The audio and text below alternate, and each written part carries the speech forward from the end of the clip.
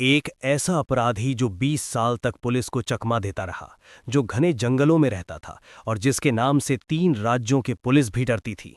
ये कहानी है भारत के सबसे कुख्यात डाकुओं में से एक वीरप्पन की। शुरुआत 18 जनवरी 1952, दक्षिण भारत का एक छोटा सा गांव गोपीनाथम। यही जन्म हुआ कूसे मुनिसामी वीरप्पन का।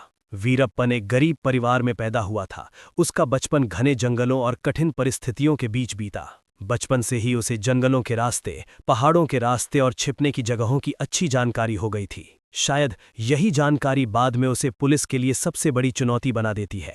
अपराध की दुनिया में कदम। कहा जाता है कि सिर्फ 17 साल की उम्र में वीरप्पन तस्करों के गिरोह से जुड़ गया। यहीं से शुरू हुई उसकी अपराध की दुनिया।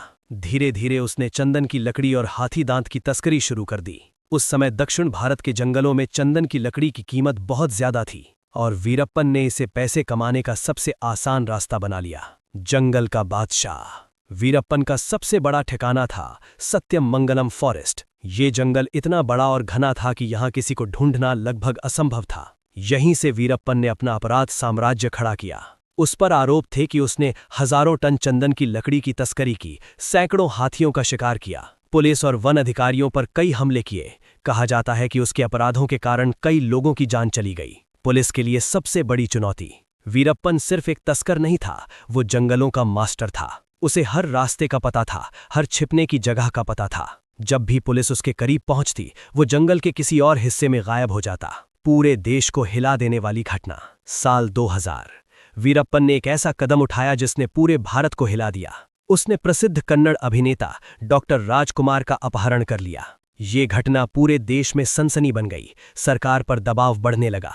पुलिस लगातार जंगलों में ऑपरेशन चलाती रही। कई महीनों की बातचीत और तनाव के बाद आखिरकार अभिनेता को रिहा कर दिया गया। लेकिन वीरप्पन फिर भी पकड़ से बाहर था। 20 साल की तलाश। करीब 20 साल तक तमिलनाडु और कर्नाटक की पुलिस उसे पकड़ने की कोशिश करती रही। इसके लिए एक विशेष टीम बनाई गई, स्पेशल टास्क फोर्स। लेकिन हर बार वीरप्पन जंगल में गायब हो जाता। आखिरी ऑपरेशन फिर आया। 18 अक्टूबर 2004। जगह धर्मपुरी के पास का इलाका। पुलिस ने एक गुप्त योजना बनाई। इस ऑपरेशन का नाम था ऑपरेशन कुकून। पुलिस ने चालाकी से वीरप्पन को जंगल से बाहर निकलने पर मजबूर किया और जैसे ही वो अपने साथियों के साथ एक वाहन में बैठा, पुलिस ने उसे घेर लिया। कुछ ही मिनटों में गोलियों की आवाज गूंज उठी और उसी के साथ 20 साल से ज्यादा समय तक फरार रहने वाले डाकू का अंत हो गया।